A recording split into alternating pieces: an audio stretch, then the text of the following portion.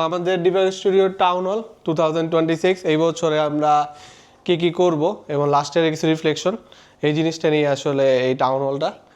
তো এবার town hall করতে খুবই চিপভাবে আমরা এই রুমের ভিতরে কোনো সময় একটা কনফারেন্স রুম নিয়ে আমরা ইনশাল্লাহ করবো। তারপর টাউন হলের যেই এই একটা মেইন গোল যে জিনিস মানে সবাইকে মানে আমাদের 2026-এর ভিশনের সাথে অ্যালাইন করার জন্য এই সেশনটা কন্ডাক্ট করা। তারপর আমাদের কোম্পানি গোল কি এই বছরে এবং কিছু আমরা পলিসিগত কিছু চেঞ্জ আসতেছে কোম্পানির ভিতরে। তো ওই পলিসি ওই এবং কালচার কিছু আপডেট হবে এবং পলিসি এবং কালচার রিলেটেড ওই জিনিসগুলো শেয়ার করা হবে।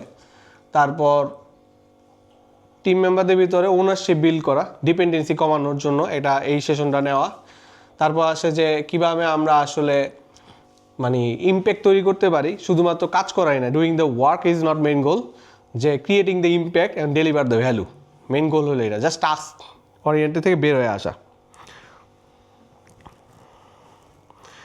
তারপরে সো আমাদের এখন পর্যন্ত জার্নি সোফার আমরা কোম্পানি শুরু করছিলাম আসলে বলতে গেলে প্রথম দিকে আমি ইনিশিয়েটিভ নেওয়া ভার্সিটি থেকে, বাট গ্র্যাজুয়েশনের পরে যখন ফুল টাইম শুরু করি দেখা যায় যে ফুল টাইম আমি একাই কাজ করতাম। তো আমার সাথে নাইমো আসতো, নাইমো সময় দিচ্ছে, নাইমো কাজ করছে। কিন্তু ইনিশিয়ালি প্রথম দিকে আমাদের ডেভেলপমেন্ট টিম বলতে আমি একাই ছিলাম, আমি একাই অনেক প্রজেক্টে কাজ করছি আগে। তারপরে আমার ফ্রেন্ড আরও অনেক ফ্রেন্ড থাকলে অনেকেই আসছে গেছে, যেরকম আকাশ আছে, তারপরে আরও অনেক বন্ধুবান্ধব ছিল। বাট কোডিংয়ের রিলেটেড কাজ করছি আমি, আমার পরে নেক্সট কাজ করছে আকাশ। তো এখন নাই, ও এখন ইউএসএতে আছে। তো ভেরি লিমিটেড রিসোর্স নিয়ে আসলে কিন্তু তখন থেকে আমাদের কোম্পানির অনেক বড় একটা গোল ছিল যে আমরা অনেক বড় একটা কোম্পানি করব ইনশাল্লাহ। হয়তো কোনো এক সময় আমাদের 1000 এমপ্লয়ির একটা টিম হইতে পারে, যেখানে ইন্ডিপেন্ডেন্টলি সবাই এবং নিজেদের একটা পার্মানেন্ট একটা কমার্শিয়াল স্পেসে আমাদের বড় একটা অফিস আছে। সো অনেক এমন অনেক মানুষের আমরা এমপ্লয়মেন্ট করতে পারবো যাদের লাইফে আমাদের কিছু একটা ইম্প্যাক্ট আমরা রাখতে পারি। তো ওই জায়গা থেকে আসলে শুরু করার পরে কাজ প্রথম দিকে আমাদের কাছে এমন কোনো কাজ টাজ ছিল না, তারপর আমরা আসলে সারভাইভ করে আসছি খুব স্মল থেকে। আমরা আসলে বলতে গেলে এক সময় যে আমরা একটা মানে কাঠের বা ডাইনিং টেবিলের চেয়ারে বসেও অফিস করছি, মনে আছে মেমোরিজ বলতে গেলে। প্রথম দিকে ছোট একটা রুম এমন হইতে পারে, এই জাস্ট এই রুমে এই ওয়াশরুমের যতটুকু জায়গা এতটুকু জায়গার ভিতরে প্রথম অফিস ছিল। তো ওই জায়গা থেকে একটা ল্যাপটপ দুইটা কম্পিউটার আমার পার্সোনাল ল্যাপটপ নিয়ে শুরু করা। তো ওই জার্নিতে আল্লাহর রহমতে আমরা এখন উত্তরের মতো একটা জায়গায় নিজেদের ওন একটা অফিসে আছি। হইতে পারে এটা ছোটো, তারপর আমরা অ্যাকোমোডেট করতে পারি 14 থেকে 15 জনের মতো ম্যাক্সিমাম। তো এই জিনিসটা আসলে আমাদের সবার জন্যই মানে এটা পসিবল হয়েছে। হ্যাঁ, ভীষণ দেখছি বা ডে বাই ডে আমাদের টিম আমরা যারা আমার সাথে কাজ করছে সবার এই ভ্যালু এডিশনে আমরা আজকে এই জায়গায় চলে আসছি আর কি। তো এটা আসলে সবাইকে ছাড়া সম্ভব হইতো না, কারণ একা তো আমি নিতে পারতাম না। আমি একা হয়তো আমি ইনিশিয়েটিভ নিতে পারছি, কিন্তু এই জায়গায় আনার পিছনে আমি বলবো যে আমাদের মানে যারা পাস্ট আমাদের সাথে ছিল এবং কারেন্টলি যারা আছে সবারই কিছু না কিছু কন্ট্রিবিউশন আছে। তো আমরা প্রথম দিকে অনেক আনসার্টিনিটি ছিল, যেরকম একটা স্টোরি বলতে গেলে প্রথম আমরা একটা প্রজেক্ট ডিল করতে গেছিলাম, আমার মনে পড়ে বাংলাদেশ, ওই ইনস্টিটিউটটা মনে নেই, আর একটা 17 লাখ টাকার প্রজেক্ট, একটা ওরা ওয়েবসাইট ডিজাইন করবে। এটা ছিল বাংলাদেশের আমার নেই কোম্পানিটার নাম, কোম্পানিটার অনেক নাম করা কোম্পানি। ও যে ফাউন্ডার সে আসলে হার্ভার্ড থেকে ইকোনমি পাস করে আসে। ওই মিটিং মানে তার সাথে আমার মিটিং ছিল সেদিকে, আরও 8-9 জন ছিল, আমি একা ছিলাম, সাথে আমার আরেকজন বন্ধু ছিল আর কেউ আব্দুল অজেদ, ও এখানে নাই। তো ওর রেফারেন্সে আসলে ক্লায়েন্টটা করা আর কি। কিন্তু আমরা পরে ইনিশিয়াল ওই প্রজেক্টটা আসলে পাইনি, কিন্তু ওই প্রজেক্টটা নিয়ে আমরা ভালো এফোর্ট দিছি। ওটা ইউআইএস ডিজাইন করা ছিল, মানে তখন ছোটো টিম উঠাতে পারবো কি না। তারপর একটা এমনও ছিল যে প্রজেক্টের অলরেডি যত টাকা বিল করবো 5-6 লাখ টাকা আবার তার ওই কোম্পানির প্রজেক্ট ম্যানেজারের জন্য রাখতে হবে আর কি। তারপরে ওই প্রজেক্টটা আসলে ইভেনচুয়ালি আমাদের করা হয়নি, ক্যান্সেল হয়ে গেছে। তো কিন্তু তখন আমাদের ফান্ড নেওয়ার দরকার ছিল, কারণ তখন ওই প্রজেক্টটা পাই নাই বললেই এবং দেখা যাচ্ছে আমরা পারমানেন্ট করছিলাম কাউকে, যে পারমানেন্ট তখন আমাদের স্কোপ আর অপরচুনিটি ছিল অন্যরকম, যে আমরা একটা প্রজেক্ট ওয়াইজ মানে স্যালারি না দিয়ে তখন আমাদের আসলে স্যালারি দিতে পারতাম না। কারণ এমনও আছে আমরা স্যালারি 200 টাকাও স্যালারি দিছি, 250 টাকাও দিছি, 500 টাকাও স্যালারি দিছি। ইন্টার্নশিপ তো আনপেড ছিল টোটাল, যেটা আমরা এখন ফুল পে করতে পারি আল্লাহর রিজিকের ব্যবস্থা করতে। Bangladesh youth leadership centre project পাই নাই কিন্তু। হ্যাঁ, কোনটা? অজেদ বিএলসিতে কাজ করছে। আচ্ছা, যাই হোক, ব্যাক টু দ্য স্টোরি, যে আমরা ওটা কি ফোকাস করছো পুরা, ঠিক আছে, প্লে। আচ্ছা, আমরা তখন কমিশন বেস কাজ করতাম, যেটা ছিল 20% বা বেসড অন একটা রিসোর্স, যে সে কতটুকু ইম্প্যাক্ট রাখতেছে ওইভাবে আমরা রেভিনিউ শেয়ার মডেলে কাজ করতাম। যে একটা প্রজেক্ট যেই রেভিনিউ আসবে হয়তো একজন 15% পাইতে পারে, 20% পাইতে পারে, যে আসলে মানে ওই প্রজেক্টে কাজও করবে, প্লাস আবার সে যদি আমাদের সাথে স্টে করে ওই সময় একটা পার্সেন্টেজে আমরা কাজ করতাম। ফুল স্যালারি দেওয়ার মতো ক্যাপাবিলিটিস ছিল না এই সময়। তো প্রজেক্ট পাওয়ার আগেই সবার ভিতরে ভাগবাটা রয়ে গেছে অলরেডি। তখন আমি 40%, কেউ 30%, কেউ 35%, কেউ 10%, 50%। তো ওই প্রজেক্টের জন্য তো মিটিং হয়েছে, প্রায় 3-4বার মিটিং করা হয়েছে, কিন্তু লাস্ট দিন শেষে প্রজেক্টটা পাইছে হলো বুমারেং নামে আর ডিজিটাল নামে আরেকটা কোম্পানি, এবং ইভেনচুয়ালি আমরা প্রজেক্ট কোটেশন দিয়েছিলাম প্রায় অ্যারাউন্ড 14 লাখ। তো ওটা বেশ 10 পেজের একটা ওয়ার্ডপ্রেস ওয়েবসাইট ছিল। হ্যাঁ, বেশি না। তখন আসলে আবার তখন আমরা কি এলিমেন্ট হতে পেজ বানাইতাম না, তখন আমরা থিম বেস করতাম। তখন আমরা প্ল্যান করছিলাম হয়তো অ্যাবাটা দিয়ে করবো এটা, কিন্তু আসলে তখন আমরা তখন আমারও অত ক্ল্যারিটি ছিল না যে এটা প্রজেক্ট। তখন আমি এটা তো বলতেছি 2020 সালের কথা, তো তখন থিম বেসই করি। এলিমেন্টও তখন আসে নাই, বা আসলেও তো পপুলার না। তখন ভিজুয়াল কম্পোজারে কাজ করা হইতো পেজ বিল্ডারের ভিতরে। তো আমরা অনেক কিছু নিয়ে আনসার্টেনিটি ছিলাম, ক্ল্যারিটি ছিল না, ল্যাক অফ কনফিডেন্সও বলতে গেলে একটু মিসিংও ছিল। আর মিটিং তারা অনেক বিগ মানুষ, আমি মাত্র সদ্য পাস করা গ্র্যাজুয়েট, মাত্র পাস করে বেরিয়েছি আর কি। এখন এত বড় মানুষের, তার মধ্যে হারবার্ডে পাস করে, হ্যাঁ আবার কনফিডেন্স লেভেল অনেক, ইংলিশ কথাবার্তা বলতেছে নেটিভের মতো। তারপর আমার মনে আছে লাস্ট আমি যা স্যারের সাথে বের হওয়া আসে নাইস টু মিট ইউ বললে আইসা উঠছে আর কি মিটিং। তারপরে ওই মিটিংয়ে তাদের দিন শেষে বের হয়েছে যে প্রজেক্টটা পাইছে 40 লাখ টাকায়, বুমারেং ডিজিটাল 40 লাখ টাকা, জাস্ট 10 পেজের একটা ওয়েবসাইট ওয়ার্ডপ্রেসের। সে নিছে 40 লাখ কোটেশন, কারণ কি সিইওর পরিচিত ছিল, সিইও ওই আর আগেও তাদের দিয়ে করাইছে। কিন্তু ওই ওয়েবসাইট ইভেনচুয়ালি এখন পর্যন্ত আমি লাইভ দেখি নাই, মানে তারা আসলে লাইভ করছে কি করে না এর জানি না।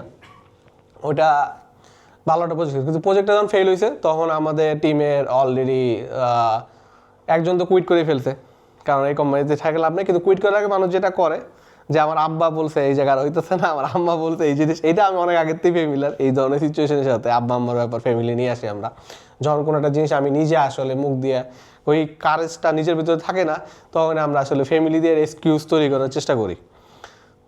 যে সাম পরে পিম ব্রেক করে, তখন আসলে ওই একমাত্র ছিল যেটা আমাদের মনে হয় তখন ডিজাইন মানে আরেকজন ভালো রিসোর্স ছিল আর কি, কারণ ওভাবে আমরা শেপ করে নিয়ে এসেছিলাম। তো পরে অন্য কোম্পানিতে চলে যায়।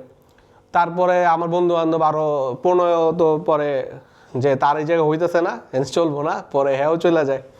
আস্তে আস্তে পরে ছিলাম হলো আমি আর আকাশ আর নাইম ছিল। তো 3 জন মিলে পরে আবার আমরা তখন আস্তে আস্তে তখন কোভিডের দিকে মার্কেট প্লেস কাজ করার চিন্তা ভাবনা করি, যে ফাইবারে কাজ করি। আর সাথে পাশাপাশি আমি কিছু লোকাল প্রজেক্টও পাই, যেমন মি সোশ্যাল লিমিটেড নামে একটা নর্থ সাউথে একটা প্রফেসর, জার্মান প্রফেসর, সে তার একটা স্টার্ট আপ আছে, ওই প্রজেক্ট আমরা পাই মিটিং করার পরে। প্রজেক্টের বাজেট ছিল খুব কম, 40,000 আমি বিল করছিলাম তারে। তো আস্তে আস্তে ওই ছোটোখাটো প্রজেক্ট করতে থাকি। তো করতে করতে ওগুলা তখন আমি ওয়ার্ডপ্রেস সাইজ যখন আমি নিজেই বানাই। তো এরকম করতে করতে আরও কিছু রেফারেন্সে, এবং আমি যখন রবি এজিয়াটেল ছিলাম ওখান থেকে রেফারেন্সে কিছু প্রজেক্ট পাই। তো ওগুলো ফান নিয়ে আসলে করতে করতে একা করতে করতে নাইম আসলে তখন হয়তো গ্রাফিক ডিজাইন একটা বিষয় এগুলো কাজ করে, ওয়ার্ডপ্রেস কাজ করে না, যে নাইম এখন ওয়ার্ডপ্রেসই সব কিছু হ্যান্ডেল করে। তো তখন তো এগুলো করতে করতে আলহামদুলিল্লাহ আস্তে আস্তে তো আমরা টিম, পরে আবর্তিতে আমরা নওশেদ নাহিদ আমরা অনবোর্ড করি। ও তখন আমরা মার্কেট প্লেসে কাজও পাই কিছু, এবং ফাইবারের থ্রুতে কিছু প্রজেক্ট পাই। ম্যাক্সিমাম প্রজেক্টে আমার অ্যাকাউন্টে আমি কাজ পাইতাম না, দেখা যেত যে আসলে আকাশের অ্যাকাউন্ট ছিল, আমাদের আরেকটা অ্যাকাউন্ট ছিল যেটা আমরা অফিস থেকে ক্রিয়েট করছিলাম, কিন্তু ওই অ্যাকাউন্ট আমাদের ওই আকাশের সাথেই চলে গেছে। কিন্তু ওই অ্যাকাউন্টে যতগুলো কাজ আছে ওই সবগুলো কাজে আমার নিজে করা, মানে ওগুলো ডেভ আমি করছি, ফ্রন্ট-এন্ড ব্যাক-এন্ড আমি করছি। কিন্তু ওই প্রজেক্টে আসলে ওই অ্যাকাউন্টটা অনেক ইম্পর্টেন্ট ছিল, ও চলে যাওয়ার। কিন্তু আল্লাহর রহমতে যে আমি আবার অ্যাকাউন্ট তৈরি করছিলাম, নিজের নামে একটা অ্যাকাউন্ট আমি তৈরি করছিলাম, কিন্তু আমি কোনো ট্র্যাকশন পাইতাম না। প্রায় 1.5 বছর হয়ে গেছে, তারপরে অ্যাকাউন্টে কোনো ধরনের ক্লায়েন্ট নক নাই, কিছু নাই। কিন্তু ইভেনচুয়ালি একটা সময় আমি একটা নক পাই, তাও এটা ইসরায়েলি একটা ক্লায়েন্টের। প্রজেক্টটা ছিল ইভেন্ট বুকিং। হ্যাঁ, তো ওই ক্লায়েন্টটার থ্রুতে আমি আস্তে আস্তে আমাদের পরে ওই অ্যাকাউন্টটা উঠাই আর কি। পরে ওই অ্যাকাউন্টে সাথে যে প্রজেক্টগুলো আসতো পরে তো আকাশ ইউএসএ চলে যায়, আর ওই অ্যাকাউন্টের সাথেও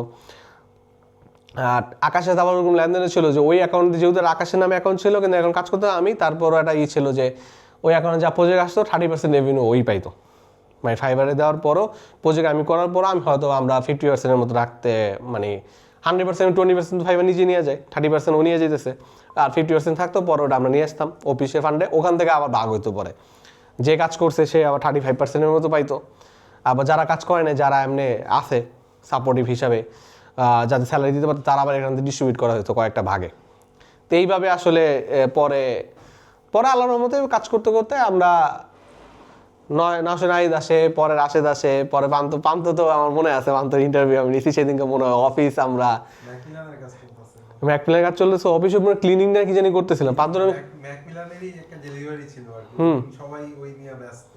হ্যাঁ তোমার ইন্টারভিউ আমরা ছোট রুমে নিয়েছিলাম, ওই অফিসের ছোট রুমটা, হ্যাঁ বাইরের রুমে মনে আছে আমার সাথে বসে, না ওই ছোট রুমে কিন্তু তখন আমরা ইন্টারভিউ কন্ডাক্ট করতাম জাস্ট, কিন্তু তখনও আমাদের অবস্থা কিন্তু যা তা, তখন আমাদের এখন যা দেখতেছো তোমরা রেডিমেড যারা নতুন আছে মানে তারা এই জিনিসটা আগের যারা আছে তারা বুঝবো যে আসলে কোন জায়গা থেকে কতটা চেঞ্জ আমরা আসছি, এবং এই লাস্ট 5 ইয়ার্স বা 4 ইয়ার্স কারোর জন্য যে আমরা প্রান্ত রাশেদের মনে 4 বছর হয়ে গেছে, 5 বছর এপ্রিল হয়ে, তাহলে ওর মনে 4 বছরের মতো হবে না, 4 বছর 4.5 বছরের মতো। তো এরা যে কিভাবে আমরা কোন জায়গা থেকে কীভাবে আসছি নিয়ে আসছি তা এটা সবাই এটার সাথে জড়িত আর কি, তারা মানে রিকল করলে মেমোরিজগুলো আসলে আমার দ্বারা মনে হয় যে না আসলে অনেক কিছু করে ফেলছে, আবার অনেক সময় মানুষের দিকে তাকালে মনে হয় যে আসলে কিছুই করি নাই, কিন্তু নিজেদের দিকে তাকালে আসলে না অনেক কিছু হয়ে গেছে। যাই হোক হ্যাঁ ঠিক আছে, গলির মাথায় এখন আমি আইসার খুঁজে পাইতেছি না, আমি আর ইয়ারে যে ওর নাম কি মাস টোন দেই নাই যেহেতু লোকেশন আছে চলে যাবো, আর পরে ওই যে গলির মাথায় ওই লোকের দোকান আছে না, ওরে জিজ্ঞাসা জীবকা স্টুডিও কই, আমার দেখাই দিচ্ছে যে সামনে, আগে এনেছে সামনে গেছে। হ্যাঁ তখন আমরা ওই অফিসটা ছেড়ে দিয়ে আবার আমরা আমার নিজের বাসার নিচে অফিস পুরোটা নিছি। হ্যাঁ হ্যাঁ আর আমার আর রাশেদ তো মনে হয় রাশেদ তুমি কি উপর অফিস পাইছিলা, তুমি পরে পাও নাই? আমি পাই নাই, আমি দেখছি উপর অফিস মানে কেউ উপর অফিসে এই জায়গায় মানে লাইন করছে, উপর অফিস আর কেউ পায় নাই না, এমন নাই।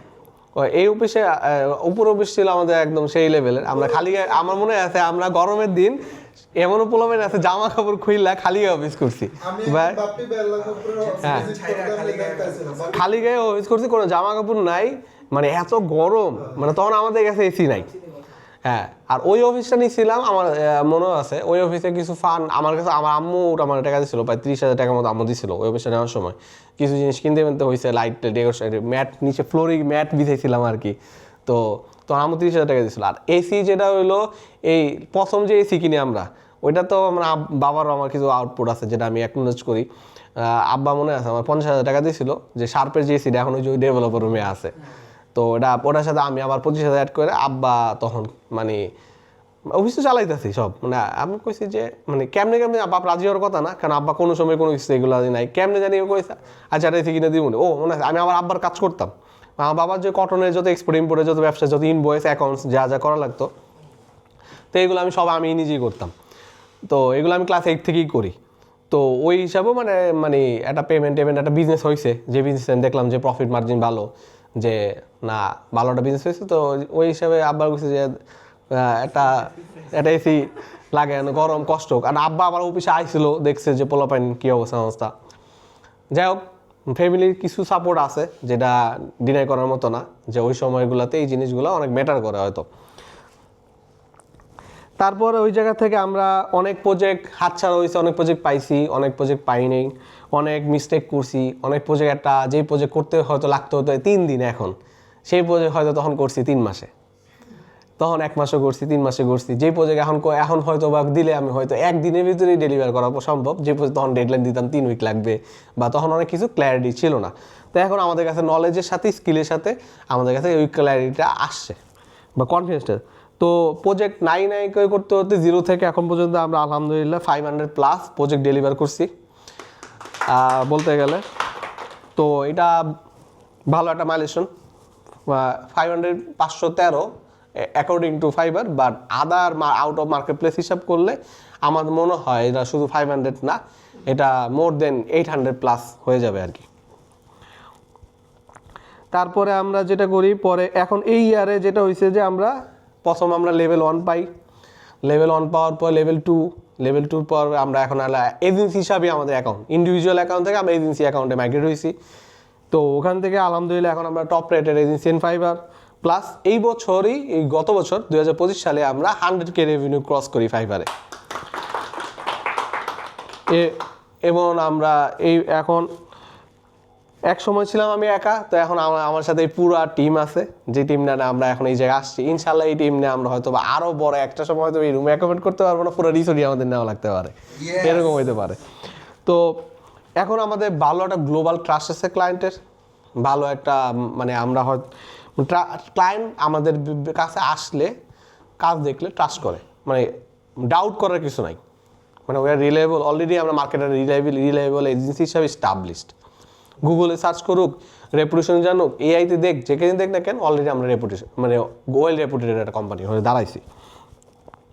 তারপর যেটা বললাম, ট্রানজিশন ফ্রম ইন্ডিভিজুয়াল টু এই রিয়েল টিম, আমি ইন্ডিভিজুয়াল থেকে আসলে এই যে পুরো একটা রিয়েল টিমে আমরা কনভার্ট হয়ে গেছি, এই একটা ট্রানজিশন হয়েছে। তারপর আমাদের এখন স্ট্রং এক্সপার্টাইজ আছে ওয়েব এবং ওয়ার্ডপ্রেস ওয়েবসাইট ডিজাইন এবং আমাদের এডটেক অ্যান্ড টেকনিক্যাল এসইওতে, ই লার্নিংয়ে আমাদের ভালো একটা এক্সপিরিয়েন্স হয়েছে এই কদিন এডটেকে।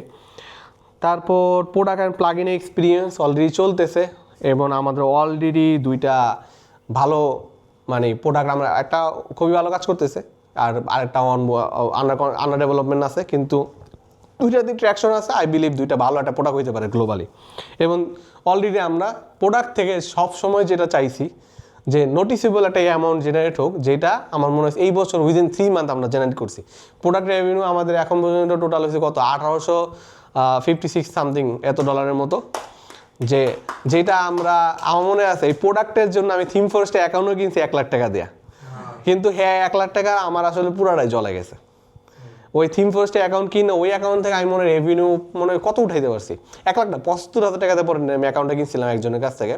ওই অ্যাকাউন্টে আমরা অনেক প্রোডাক্ট দেওয়ার চেষ্টা করছি, কোনো প্রোডাক্টে একটা বাই চান্স আমাদের ওই প্রথম ওই যে পান্ত হ্যালোইন থিমের HTML-টা অ্যাপ্রুভ করায় প্রথম, মানে আমরা নিজেদের একটা প্রোডাক্ট মানে পাবলিশ করে সাকসেসফুল হই আর কি, কিন্তু আসলে তেমন ওইটাতে ট্র্যাকশন পাইনি। $5 না মনে হয় আমার হাইস্কুল $21, 2টা না 8টা না 7টা সেল হয়েছে, হ্যাঁ, কিন্তু 8টা 7টা সেল হওয়ার পরও মানে দেখা যায় যে থিম ফরেস্ট কাইটা আমরা এখন পর্যন্ত $50 জেনারেট করতে পারি না ওইটা দিয়া। তারপর আগে কিছু প্রোডাক্ট ছিল ওই অ্যাকাউন্টে থিম ফরেস্টের, তো ওইটা দিয়েও আসলে তেমন প্রায় আমরা টাকা পয়সা আসলে মানে আমার মনে হয় হাইস্ট গেলে কত মানে 550 যখন আমি ইনভেস্ট করছি তখন ডলার রেট ছিল হইলো আসলে 88 না 85 টাকা করে।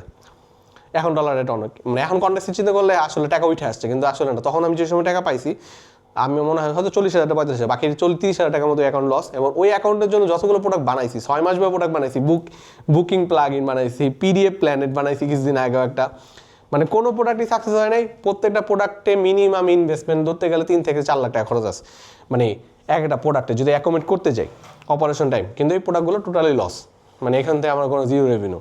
কিন্তু তো প্রোডাক্ট থেকে এই প্রথম সাবস্ক্রাইবিং দিয়েও আমরা কিছু রেভিনিউ জেনারেট করছি, ওটা 22টা প্রোডাক্ট ছিল, তারপর ওরা রেভিনিউ শেয়ার অনেক বেশি করা লাগতো, ওটা দিয়েও আমরা হয়তো 300-র মতো রেভিনিউ জেনারেট করছি আর কি, সব মিলে আমরা 500-800-র মতো পাইছি আমরা, কিন্তু অনেক সময় মানে দীর্ঘ 1 বছর 2 বছর আমি এই রেভিনিউটা জেনারেট করছি। ওই জায়গায় আমরা মার্কেট দিয়ে ওই দিনে 3 মান্থের ভিতরে আমরা প্রায় নিয়ারলি $2,000 মতো রেভিনিউ জেনারেট করে ফেলছি।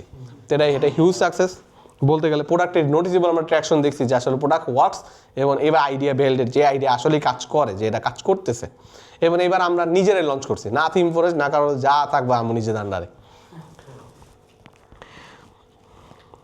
তারপর আমাদের টিম গ্রো করতেছে ডাইভার্স স্কিলে। আগে স্কিলসে যেরকম আগে ছিল একজন 2জন মানে একটা জিনিস পারতো, এরকম না, আমরা এখন মাল্টিপাল স্কিল মাল্টিপাল টেকনোলজিতে কাজ করতেছি, সামনে আরও করব, মানে এই জিনিসটা আমাদের জন্য একটা অ্যাচিভমেন্ট।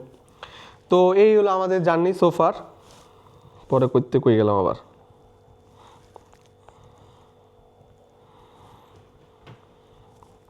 ওকে।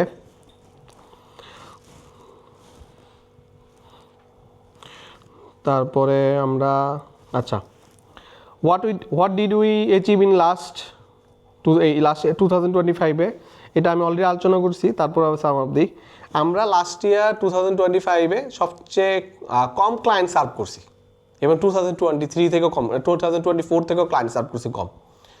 2024-এ আমরা যেই পরিমাণ ক্লায়েন্ট নিয়ে কাজ করছি তার চেয়ে কম ক্লায়েন্ট নিয়ে আমরা আসলে, কম বলতে ইভেনচুয়ালি আরও অর্ধেক, মানে অর্ডার রেশিও ছিল গতবার 108, এবার অর্ডার রেশিও আছে আমাদের হয়তো কত 85, প্রায় 20 বা 30 অর্ডার কম, মানে অ্যারাউন্ড 30% মতো কম ক্লায়েন্টের সাথে কম প্রজেক্টে কাজ করে।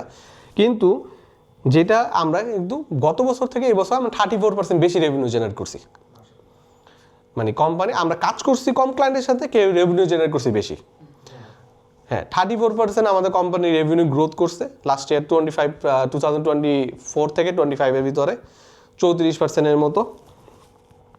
আর যেটা বলছি যে 100K আমরা ইউএসডি রেভিনিউ ক্রস করছি ফাইবারে, and marketing gain 26 paid customer, 10,000 active installation and 1,80,000 downloads. So that's another achievement.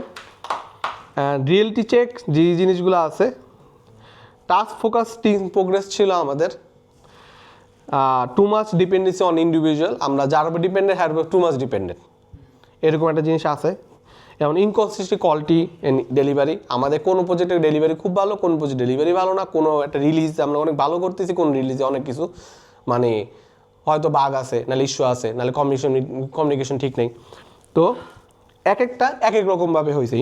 Delivery কোনো কনসিস্টেন্সি নাই, আমরা মানে একটা কনসিস্টেন্সি রাখতে পারি নাই লাস্ট ইয়ারের ভিতরে, যে আমরা অলওয়েজ 75% সব প্রজেক্টে আমাদের স্ট্যান্ডার্ড মিট করে, 80% আমরা কোয়ালিটি মিট করি না, মানে আমরা আমাদেরটাই জানি না, আমাদের মানে প্রিডিক্টেবল কোয়ালিটি মেজারমেন্ট নাই। সো এটা একটা ইস্যু। প্রসেস গ্যাপ ছিল অনেক, যেটা আমাদের স্লো ডাউন করছে। কমিউনিকেশন প্রসেস গ্যাপ আছে, প্রজেক্ট ম্যানেজমেন্টের প্রসেস গ্যাপ আছে, ইভেন টেকনিক্যালি গাইডেন্সও অনেক আছে, আর্টিফিশিয়ালভাবে অনেক কিছু গ্যাপ আছে যেগুলো আমাদেরকে অনেক স্লো করছে। এবং মার্কেটিং প্ল্যান যেটা আমরা করছিলাম ওটা টোটালি ফেল করছে লাস্ট ইয়ারে। Still main revenue depend on market place, আমরা অনেক বছর না, লাস্ট 2-3 ইয়ার্স ধরে আমরা চাইতেছি যে মার্কেট প্লেসের উপর ডিপেন্ডেন্সি কমাইতে, কিন্তু আসলে মার্কেট প্লেস থেকে আমরা এখনও ডিপেন্ডেন্সি কমাইতে পারি নাই। এখন আমরা মার্কেট প্লেসের উপর ডিপেন্ডেন্ট, মানে ফাইবারের উপরে বেশি ডিপেন্ডেন্ট, বাট আমরা চাইতেছি না যে এটার উপর আসলে ডিপেন্ডেন্ট থাকতে, কারণ মার্কেট প্লেস থেকে কাজ পাওয়ার ওই হলো ওই যে এজেন্সি রেপুটেশন দ্বারা, রেফারেন্স দ্বারা, তারপর হইতে পারে ডাইরেক্ট ক্লায়েন্ট, হয়তো আমার ডাইরেক্ট ক্লায়েন্ট মিটিং করতে হবে, ডাইরেক্ট ক্লায়েন্ট রিচ আউট করতে হবে।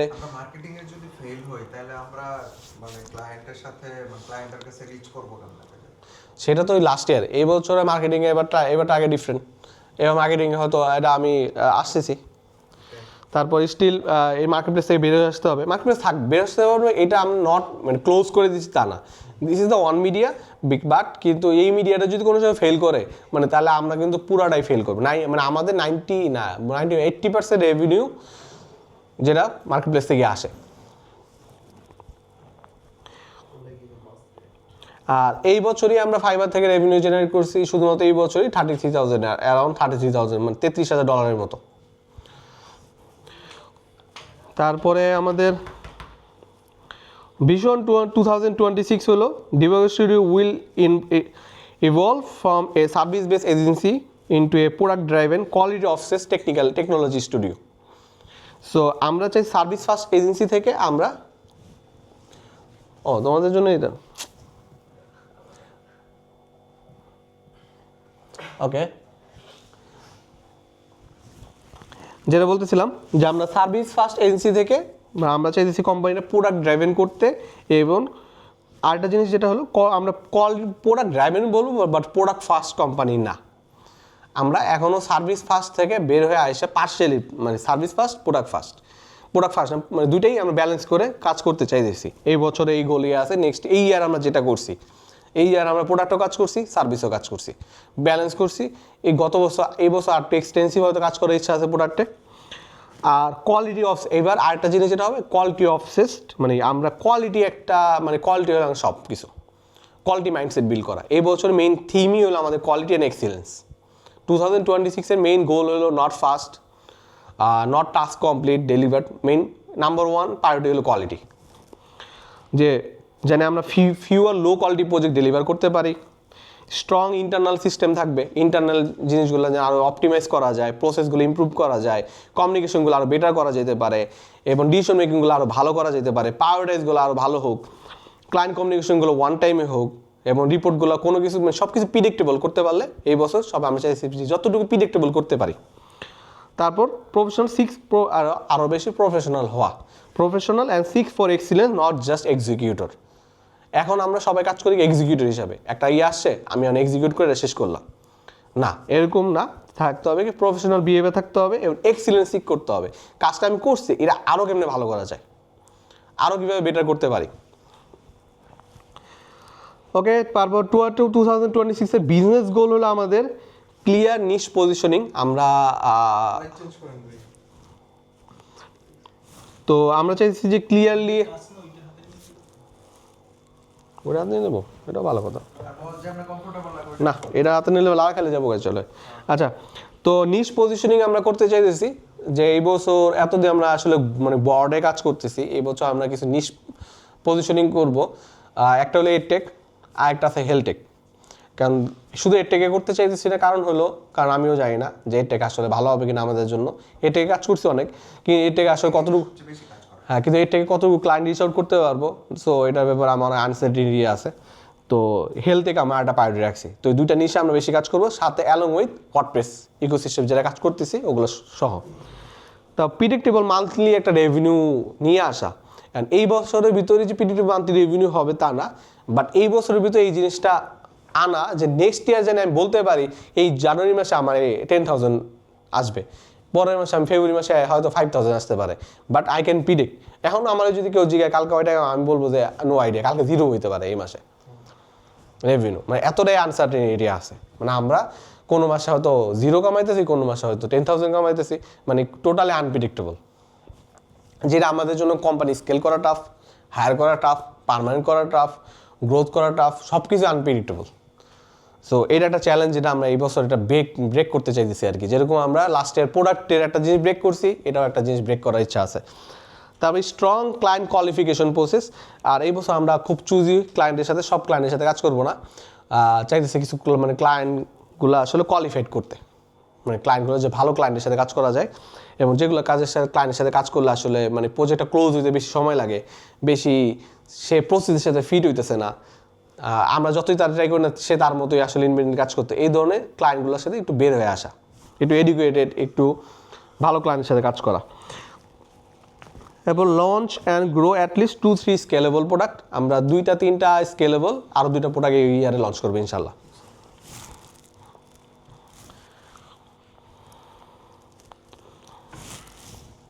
তারপরে স্ট্র্যাটেজিক ফোকাস এরিয়া যেটা হবে, what will do focus on, এটা মানে আমরা এই বছর যেই জিনিসগুলো স্ট্র্যাটেজিক্যালি ফোকাস করতেছি সেটা হলো কোয়ালিটি ওভার কোয়ান্টিটি। একটা পয়েন্ট, আমরা কোয়ান্টিটি বেশি ফোকাস করতে চাই, কোয়ালিটি হলো মেইন। এবার একটু আগে যেটা বলছি, quality is highest priority. System over শর্টকাটে কাজ করার থেকে সব কিছু প্রসেস ড্রাইভেন করা, যে ডকুমেন্টেড করা, রিপিটেবল বা রিউজেবল করা, একটা সিস্টেম মানে সিস্টেম ওয়াইজ চিন্তা করা, যে কাজটা আমি একবার করতেছি এটা কোনো আমি সিস্টেম করতে পারি না, যে না নেক্সট আমি হয়তো আরেকজন ডেলিগেট করে দিতে পারবো। এই কাজটা সেকেন্ড টাইম যেন আমার আবার এই কাজটা সেম পরিমাণ ইফোর্ট, সেম পরিমাণ ইনপুট না দেওয়া লাগে। থিঙ্কিং প্রসেসে সিস্টেম নিয়ে আসে, systematic thinking we are prioritising this ইয়ার। তারপর ওনারশিপ ওভার ইনস্ট্রাকশন, যে ইনস্ট্রাকশন দিলে যে তুমি এখান থেকে এটা করো, এটা থেকে এটা করো, আচ্ছা এই জিনিসটা চেঞ্জ করে ফেলো, এটা করো না, মানে এর ইনস্ট্রাকশন থেকে ওনারশিপের প্রায়োরিটি থাকবে বেশি। Own the project, own the feature, own the functionality, own the deliverable, everything.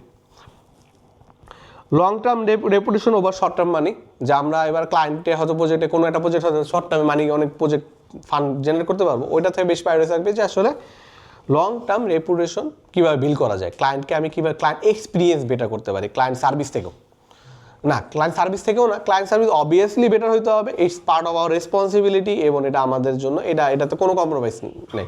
R client experience এই বছর আমরা অ্যাড অন হিসাবে ওইটা আরও কীভাবে ক্লায়েন্ট স্মুথ করতে পারি ক্লায়েন্টের জন্য। কোনো একটা কাজ জমা দিলে চিন্তা করতে হবে যে কাজটা যে আমি যেভাবে জমা দিচ্ছি, মানে ডোন্ট এক্সপেক্ট যে আরেকজন আছে যে এই কাজটা গুছায়া ক্লায়েন্টের কাছে পরে বেটার এক্সপিরিয়েন্সে ডেলিভার করবে। যে কাজটা কমপ্লিট করবে তারই চিন্তা করতে হবে আমি কাজটা কিভাবে সাবমিট রিপোর্ট করলে যে এই কাজটা ক্লায়েন্ট মানে ক্লায়েন্ট এক্সপিরিয়েন্স ইমপ্রুভ করতে পারে, ক্লায়েন্ট এক্সপিরিয়েন্স বেটার করতে পারে। ওই থিঙ্ক প্রসেসটা যে কাজটা করতেছে তারই চিন্তা করতে হবে। যেরকম আগে হয়তো ক্লায়েন্ট আমি হ্যাঁ একবার এই প্রজেক্ট আমি শেষ, আমি কাজ করে ফেলছি, ডান ডান ডান করে স্ল্যাকের হয়ে পড়ছে শেষ, পরে প্রজেক্টটা কে রিপোর্ট করতেছে, কীভাবে রিপোর্ট করতেছে, না এবার রিপোর্ট আগেও বলতেছি রিপোর্ট হবে টোটালি তুমি নিজে ক্লায়েন্টের কাছে রিপোর্ট করতেছো। হয়তো বা তুমি ডাইরেক্ট ক্লায়েন্টের সাথে কমিউনিকেশন করতেছো না এখন, ইন ফিউচার করতেও পারো, বাট যখনই তুমি রিপোর্ট করবে আগে মেক শিওর করবে দ্যাট রিপোর্ট ইজ মানে as same as 100% is same effort তুমি দিচ্ছ যেটা তুমি ক্লায়েন্টের সাথে দিতা। তারপর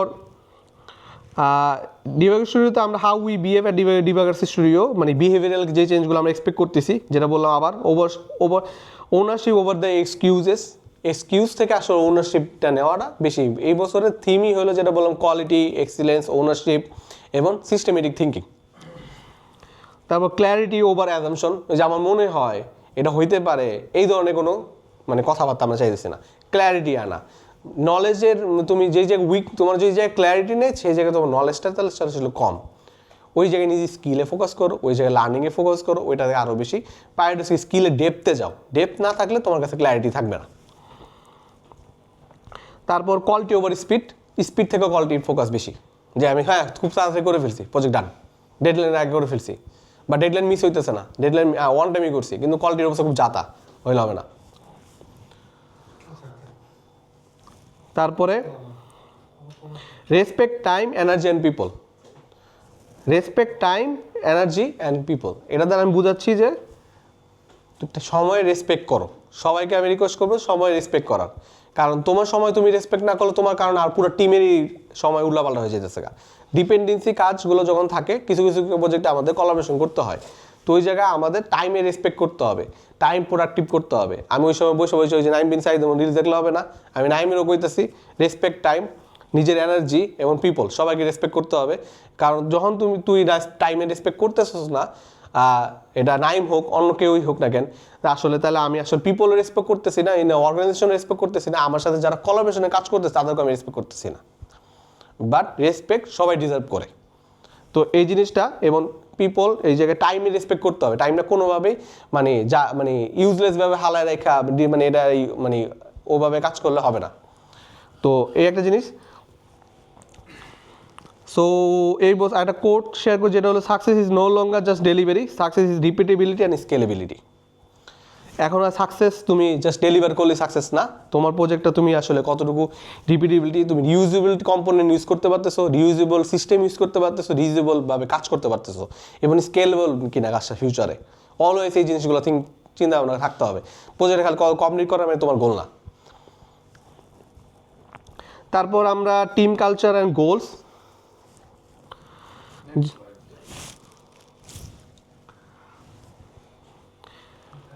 এটা আবার এই সেম জিনিস রিপিটে আসতেছে, কারণ এটা বারবার বলতেছি যেন এই জিনিসটা মানে এই বছর সবাই যেন না ভুলা যায় যে ownership mindset at every level. তুমি যেই জায়গায় কাজ করো না কেন, ইন্টার্ন হোক যেই হোক না কেন বা জুনিয়র হোক, ওনারশিপ তোমার কাছে থাকতে হবে। ইউ ওন দ্য প্রজেক্ট, মানে তুমি ব্লেম করতে পারবে না আমি এই রিকোয়ারমেন্ট পাইনি, আমার এইভাবে বলছে আমি এই জন্য এইভাবে করছি, but use your brain to logically and systemic thinking যে এটাকে আসলে প্রজেক্টের জন্য ভালো কিনা বা আসলে এই প্রজেক্টের জন্য ইম্প্যাক্টফুল কিনা। কারণ তোমার যদি আমি বলি যে তুমি প্রজেক্টের ভিতরে এটা স্প্যাম স্ক্রিপ্ট বসাই দাও, ক্লায়েন্ট যখন লগ ইন করবো সেই ডাটাগুলো সমাধান এসে পড়বো, তাই এটাকে তুমি করবা না। ইথিক্যালিও তোমার রাইট হইতে হবে। তারপর আসে স্ট্রং ডকুমেন্টেশন অ্যান্ড এসওপিস।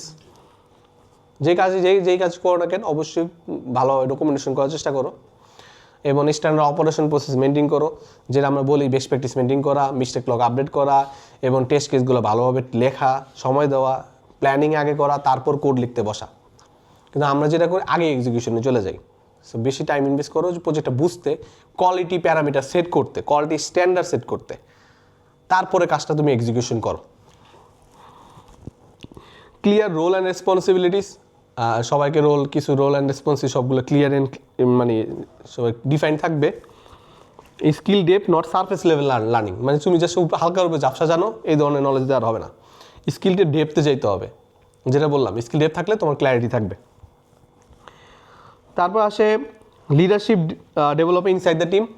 টিমের ভিতরে আমি এনকারেজ করি সবাই লিডারশিপ গ্রো করা, যে আমি এই বছর হয়তো জুনিয়র, নেক্সট ইয়ার হয়তো আমার সাথে আরেকজন আমি কাজ করতে পারতেছি, তাহলে আমি গাইড করতে পারতেছি। হ্যাঁ, পরের ইয়ার হয়তো আমি পুরো 3-4জনে আমি লিড করতে পারবো। পরের ইয়ার হয়তো আমি পুরো প্রজেক্টে ম্যানেজ করতে পারতেছি। পরের ইয়ার হয়তো আমি আর্টিফিশিয়াল ডিসিশন নিতেছি। এভরি ইয়ার তোমার যদি 1 ইয়ারে এই ইয়ারের সাথে নেক্সট ইয়ারের ভিতরে সিগনিফিকেন্ট ডিফারেন্স না থাকে, তাহলে ইউ আর নট গ্রোয়িং। তোমার নেক্সট ইয়ার আর তোমার এই ইয়ার নলেজের ভিতরে যদি ডিফারেন্সটা খুব কম থাকে, তাহলে তুমি তোমার বুঝতে হবে যে তুমি অনেক স্লো প্রোগ্রেস আগাইতেছো। You need to work hard, you need to smartly plan what's your next learning goal and কোন জিনিসগুলো আসলে ফোকাস করা উচিত, যেটা আসলে কোম্পানি বা আমার কেরিয়ারের জন্য একটা ইম্প্যাক্টফুল ডিসিশন হতে পারে। এবং অবশ্যই সিগনিফিকেন্ট ডিফারেন্স থাকতে হবে। আমি যেমন 34% বললাম কি আমাদের কোম্পানি একটা গ্রোথ হয়েছে এই জায়গা থেকে এই জায়গায়, তো এটা একটা সিগনিফিকেন্ট চেঞ্জ। এরকম অ্যাটলিস্ট তোমার তাহলে এরকম এটা মিনিমাম সিগনিফিকেন্ট চেঞ্জ। আমি বাংলাদেশে এরকম কোম্পানি দেখছি, যেটা বললাম কিছুদিন আগে আমি শেয়ার করতেছিলাম চা খাইতে খাইতে, একটা কোম্পানি মুইজমাইন্ড, এরা 500% গ্রো হয়েছে এক বছর, 500%। মানে লাস্ট ইয়ার থেকে হয়েছে 500%। আমি 500 আমার 34 কিছুই না, মানে ইভেন ওই আর না আমরা 50% 100% গ্রোথ না, আমরা 50% করতে পারিনি, হাফ সেঞ্চুরি হয় নাই, আমরা 34 রান করে অল আউট।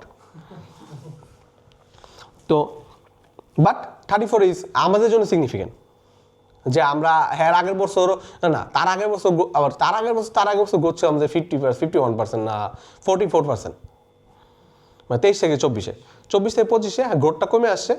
হ্যাঁ কিন্তু গ্রোথ আছে, অ্যাটলিস্ট তো মাইনাসে যায়নি, তাও আলহামদুলিল্লাহ শুক্রিয়া যে আমরা মাইনাসে যাইনি, গ্রোথ তো রাখছি। তারপর যেটা আসে quality come first, mandatory internal review before client delivery. Internal অবশ্যই টিম ডেলি রিভিউ করবা ভালো করে সব কিছু, ক্লায়েন্টের কাছে রিপোর্ট করার আগে, ডেলিভার করার আগে। No rush deployment to please the deadline. কোনো রাশ ডেডলাইন মানে জাস্ট ডেডলাইনটাকে মানে টেম্পোরারি খুশি করার লাগে প্রজেক্ট ম্যানেজারকে বা অফিসের সুপিরিয়রকে বা আমাদের নিজেদের ভিতরে টিমকে জাস্ট মনে করো স্যাটিসফাই করে তুমি করো হ্যাঁ ভাই প্রজেক্ট শেষ ডান, বাট তুমি মানে কোয়ালিটির অবস্থা খুব জাতা মেনটেন করতে পারো, ডেডলাইন মেনটেন করছো হবে না। কোয়ালিটি অ্যান্ড ডেডলাইন যদি তুমি করতে পারো you are 100% okay, but always part রাখছো কোয়ালিটি কোনোভাবে কম্প্রোমাইজেবল না। ডেডলাইন ইজ কম্প্রোমাইজ করা যেতে পারে, কিন্তু কোয়ালিটির ব্যাপারে কোনো কম্প্রোমাইজ করা যাবে না। তারপর QA is everyone responsibility, QA is not responsible for the QA, বা আমার রিভিউয়ার যে সে রিভিউ করবে, লিড রিভিউ করবো, প্রজেক্ট ম্যানেজার রিভিউ করবো বা আমি রিভিউ করবো, ডোন্ট এক্সপেক্ট। কিউএ তোমার রেসপন্সিবিলিটি, তোমার পার থেকে তুমি 100% তুমি এটা চেঞ্জ করো, তুমি কিউএ করে পাঠাচ্ছ।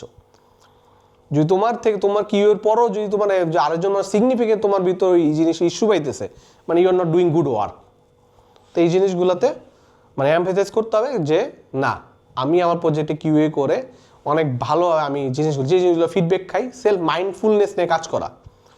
এবং প্রজেক্ট যেটা বলছি আগেই, প্রজেক্টে একটা স্ট্যান্ডার্ড সেট করা, আমি কোন স্ট্যান্ডার্ড এই প্রজেক্টটা আমার টিমের কাছে আমি ডেলিভার দিব, আমার ক্লায়েন্টের আগে টিমের কাছে ডেলিভারি, টিম পরে সে এটা নিয়ে আমার ক্লায়েন্টের কাছে ডেলিভারি দিতেছে।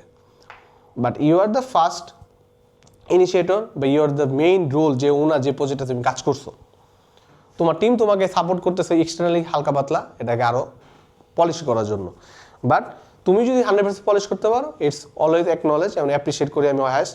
তো এটাও আমি বলবো যে সবাইকে, যেমন রায়হান অবশ্যই ভালোভাবে প্রজেক্ট রিভিউ করবা, সব কিছু কিউএ করে ভালোভাবে টেস্ট করা পসিবল, স্ট্যান্ডার্ড সেট করো, তারপর কাজ করো। নাইম সেম কথাই, রিপিটেবল মিস্টেক আমি দেখতে চাইতেছি না, যে এই জিনিসটা আমি এই যে বানান ভুল করে রাখছি, এই যে কপি করে পেস্ট করছি, ডুপ্লিকেট সেকশন রেখে দিয়েছি, এই কন্টেন্ট আপডেট করার কথা আমি আপডেট করি নাই, বা আমার একজন বলছে গ্লিপে ফিডব্যাক দিয়েছি তারপর আমি যে আপডেট করতেছি, বাট ওয়াই?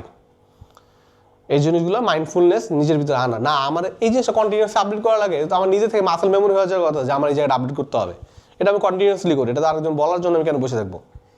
কিছু অনগোয়িং ওয়ার্ক থাকে প্রতিটা ডেভেলপারে থাকে, যেটা বারবার বলতে হয় না, ওই জিনিসগুলো আইডেন্টিফাই করে নিজের কাছে নোট রাখা, যে আমার এই উইকের অনগোয়িং ওয়ার্ক কী, এই উইকের অনগোয়িং কী কাজ আছে, এই উইকের না থাকলে এই মাসের আমার অনগোয়িং কাজ কী আছে,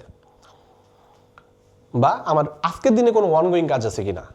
make your schedule, plan your work for the month, whole month, তো মেক শিওর করো যে you are accountable and you take the ownership of that project. তারপর you are cost more than doing it right. আমাদের আসলে ভালো, আমাদের রিওয়ার্কে অনেক মানে অনেক এক্সপেন্সিভ হয়ে যায়, আমরা অনেক বেশি রিওয়ার্ক করি। একটা প্রজেক্ট যেমন লিজাবলোপি এখন অনেক রিওয়ার্ক করতে করতে এখন আরেকবার রিওয়ার্ক করতেছি, যেটা আমাদের আসলে মানে রাইটটা বানাতে চাই অনেক বেশি এক্সপেন্সিভ হয়ে যায় সেটা প্রোডাক্ট বানাতে। এরকম ক্লায়েন্ট প্রজেক্টের ক্ষেত্রে একটা জিনিস করছি, ক্লায়েন্টরা চাইই নেই, রিওয়ার্ক করা লাগতেছে, এই জিনিসগুলো কমায় নিয়ে আসা। বললাম না আজকে সব ক্লায়েন্ট নক দিবে, যে জিজনও আইছে, যাই না এটা মানে এমন সময় আসছে এখন হেরা চাইছে একবার অ্যাটেনশন দিই, এটাও আসলে ভালো কিছু না। ক্লায়েন্ট যখন আসে তারা চায় যে আসলে আমরা 100% অ্যাটেনশন দিই। এখন যদি অ্যাটেনশন দিয়ে কাজ করতে মানে যেন অনেক ক্লায়েন্ট হয়তো বলছে যে ইটস ওকে, ঠিক আছে ঘুরে আসো, বাট যতই ওকে বলুক না কেন ইন দ্য সাম মানে তারা চায় যে তাদের টাইমই, কারণ আমরা তো আসলে সার্ভিস দিয়ে আসি, সার্ভিস তারা কখনোই চায় না যে ডিলে হোক, কমিউনিকেশন ডিলে হোক। যাই হোক, এটা আমাদের আসলে লাইব্রেরিজিকে। আচ্ছা, তারপর take responsibility, help others to succeed, একে অপরকে সাহায্য করো সাকসিড হওয়ার জন্য, প্রজেক্টে বেটার করার জন্য। ইমপ্রুভ দ্য সিস্টেম, তোমার মনে হয় যে যেই সিস্টেমে আমরা কাজ করতেছি এই সিস্টেম আসলে বেটার না, তাহলে ওই সিস্টেমে সিস্টেম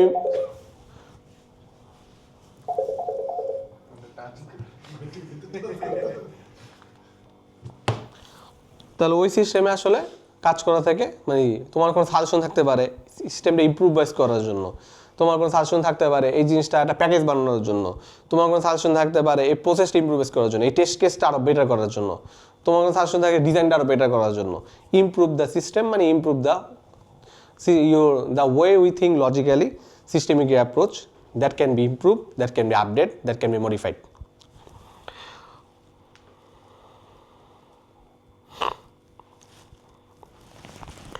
তারপর maintain quality under pressure, pressure থাকলেও কোয়ালিটি মেনশন করতে হবে, কোনো সময় কোয়ালিটি কম্প্রোমাইজ না। এবার আমার মাল্টিপল প্রজেক্ট চলতেছে, আবার কোয়ালিটি পেপার আসছে, কোয়ালিটি কোনোভাবে কম্প্রোমাইজ করা যাবে না। এই quality mindset, ownership mindset very important this ইয়ার।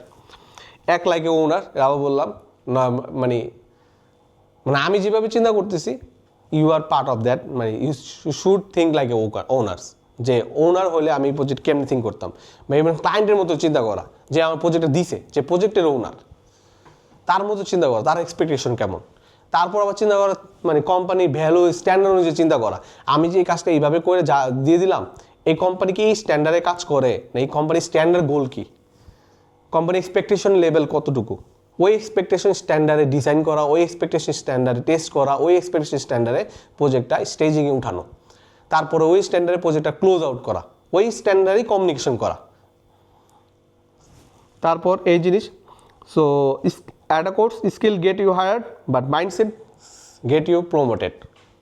তোমার যে স্কিলটা আছে তুমি হয়তো হায়ার হয়েছো, বাট তোমার যদি প্রমোটেড তোমার মাইন্ডসেট চেঞ্জ করতে হবে। The changes you need to bring, যে আমি ওই জিনিসগুলো অলরেডি মেনশন করছি, so you should focus on those things. Okay, তারপর আসে client experience goal. Client experience আমরা কিছু গোল সেট করছি। সো ওই গোলগুলো হলো ক্লিয়ার অনবোর্ডিং থাকবে, ক্লায়েন্টরা আসলে জানি স্মুথলি অনবোর্ড করতে পারি আমরা। তারপর predictable communication. Predictable communication means client জানে আমি তার সাথে কখন কথা বলবো, কখন তারা রিপোর্ট করব, কখন আমি তার আপডেট দিব, মানে এটা হলো প্রিডিক্টেবল কমিউনিকেশন করা, যে আমি কোনো রিপোর্ট করতেছি এই প্রজেক্টটা হয়তো কালকে তুমি বিকালের ভিতরে তুমি আসলে এটা টেস্ট করতে পারবা, আমি হয়তো তোমার এই থার্সডে তোমার আমি এই জিনিসটা রিপোর্ট করে আপডেট জানাবো, আর এই প্রোগ্রেসটা কালকে 3টা বাজের ভিতরে তুমি পাবা, আচ্ছা এই জিনিসটা আমি কালকে বিকালের ভিতরে করে দিব। এটা হলো প্রিডিক্টেবল কমিউনিকেশন। যদি তুমি কো okay I will do it soon, will update you soon, বা will let you know later, বা এগুলো প্রিডিক্টেবল কমিউনিকেশন না। প্রিডিক্টেবল কমিউনিকেশন অলওয়েজ ডেডলাইন থাকে এবং সবাই জানে ক্লায়েন্ট কত ঘন্টা বা কত টাইমের ভিতরে কী বারে কোন সময় তুমি তার কাছে আবার ব্যাক আসবা। এবং প্রিডিক্টেবল কমিউনিকেশন মিনস প্রজেক্ট এখন কোন স্টেটে আছে এটাও ক্লায়েন্ট জানে, যে এখন 50% কমপ্লিট, এখন 70% complete, hoping by Monday 80% complete হয়ে যাবে। এরকম প্রিডিক্টেবল কমিউনিকেশন করা। এবং কোনো কমিউনিকেশন নট কমিউনিকেশন থ্রেডে অবশ্যই লাস্ট মেসেজ তোমার হইতে হবে। ক্লায়েন্ট যদি থ্যাংক ইউ কয়, ওকেও কয়, এটা লাস্ট মেসেজ, এটা ক্লায়েন্ট থাকতে পারবে না। মেশিও করতে হবে থ্রেডের লাস্ট মেসেজ তোমারই থাকতে হবে। এটা যখন হয়তো যে ক্লায়েন্টের সাথে কমিউনিকেশন করতেছে তাহলে তার, যে আসলে আমার সাথে কমিউনিকেশন করতেছে তার লাস্ট আমি তার ক্লায়েন্ট, যে রাশেদের সাথে কাজ করতেছে তাহলে রাশেদ তার ক্লায়েন্ট। মানে তুমি যদি ফুল প্রজেক্টে অ্যাকাউন্টেবল হয়ে থাকো, ওনারশিপ নিয়ে থাকো, তাহলে তোমার চিন্তা করতে হবে প্রজেক্টের লাস্ট মেসেজ তোমার হতে হবে। তোমার বললাম যে বললো যে এই জিনিসটা অ্যাড করে দিও, এটা অ্যাড করে এটা বাই করে দেবো, তাহলে লাস্ট মেসেজ কার হওয়া উচিত? তোমার হইতে হবে, ঠিক আছে? আমি এটা তাহলে কালকে বিকালবেলা 5টার ভিতরে ডাট করে দেবো, পরশু দিন 3টা বাজে দেখবো। আজকে আমি শিডিউল এটা আছে অ্যাজ পার আওয়ার সেন্ট্রাল লকশিট, বা যেটা আমরা রিসেন্টলি একটা সেন্ট্রাল লকশিট বানাইছি, যেখানে আমরা প্রোডাক্ট এবং প্রজেক্ট সব একসাথে একটা জায়গায় একটা জিনিস নিয়ে আসছি। কারণ আগে আমরা সব ডিস্ট্রিবিউটর ম্যানেজ করতাম, এবার হচ্ছে সেন্ট্রালাইজ প্রায়োরিটাইজ করানো, যেগুলো হাই প্রায়োরিটি কাজগুলো ওগুলো উপরে থাকবে, এন্ড ইন্ডিভিজুয়াল অ্যাসাইন করে দেওয়ার জন্য একটা সিঙ্গেল ড্যাশবোর্ড থেকে আমরা মনিটর করতে পারি। ওকে, সো তারপর আসে যে ফিওর রিভিশন অন স্টেজিংয়ে যত ফিডব্যাক কমায় নিয়ে আসতে তত ভালো। ফিওর রিভিশন বাট থাকবে, বাট যত কমাবা অতই ভালো, যত রেকমেন্ডেড সবচেয়ে কম হলেই বেস্ট। তারপর আসে proactive problem solving. Proactively problem solve করুন। একটা প্রবলেম বললে যে ভাই এটা করতে পারতেছি না, এটা হইতেছে না, এই জায়গায় হয় না, এটা পাই নেই কিছু করতে, look for the solution, find the right solution and never trust your first solution. প্রথমে যে সলিউশন পাইতেছো, প্রবলেম সলভ করতেছো, ফার্স্ট সলিউশন কখনো ট্রাই করবে না। First solution is backup solution. Always, until you get two solutions for a particular problem, don't decide to execute that solution. যদি তোমার কাছে তুমি কোনো একটা প্রবলেমের দুইটা সলিউশন, মিনিমাম দুইটা সলিউশন না থাকে, তাহলে তুমি বলবে ওই সলিউশনে প্রথমে এক্সিকিউশন করো না। First find a to optimum way to solve a problem, বা রাইটিং এ কোড বা অ্যালগোরিদম বা লজিক, এনিথিং। দুইটা ওয়ে বানাও, দুইটা একবারেই কোনোভাবে পাইতেছো না, আস্ক ইউর টিম, সাজেস্ট করো, ডিসকাস করো যে এই সলিউশন পাইছি, এটা কি মনে হয় কি, হয়তো আরেকজন মাথায় একটা সলিউশন আসতে পারে। বাট তুমি যদি আগে এক্সিকিউশন করে দাও, হয়তো তোমার সলিউশনটা সবচেয়ে ওয়ার্স্ট একটা সলিউশন হতে পারে, কিন্তু পরবর্তীতে তোমার আমার রিওয়ার্কে কনভার্ট হয়ে গেছে। পরবর্তীতে যে রিভিউ করতে সেটা গেলে তুমি এটা না করে দিলেও করতে পারতা।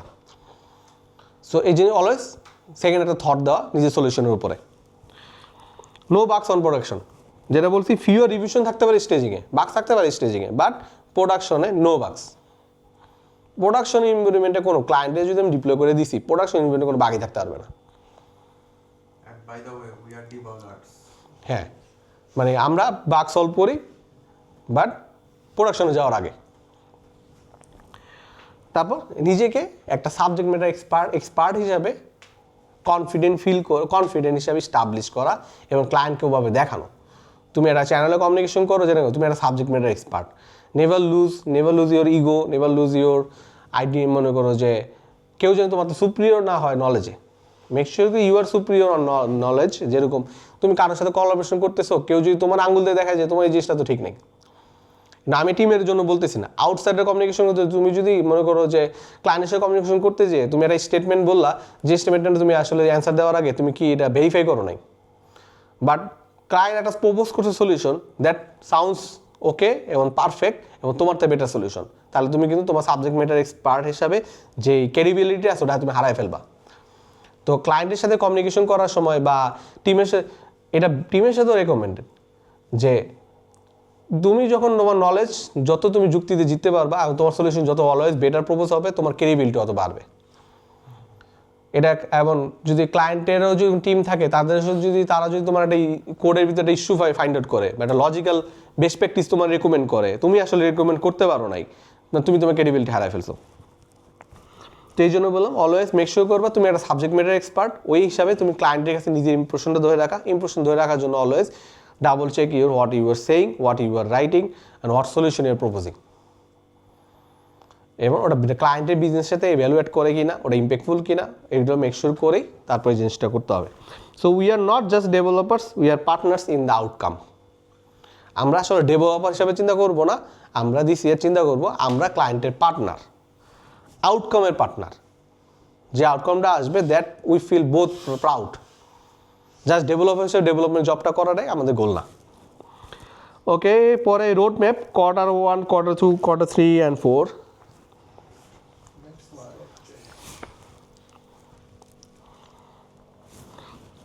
সো Q1-এ আমরা প্ল্যান করতেছি যে আসলে ওপেন সোর্স একটা এডটেক সলিউশন আমরা লার্নিংয়ের বানাবো, যেটা ডিসকাশন চলতেছে।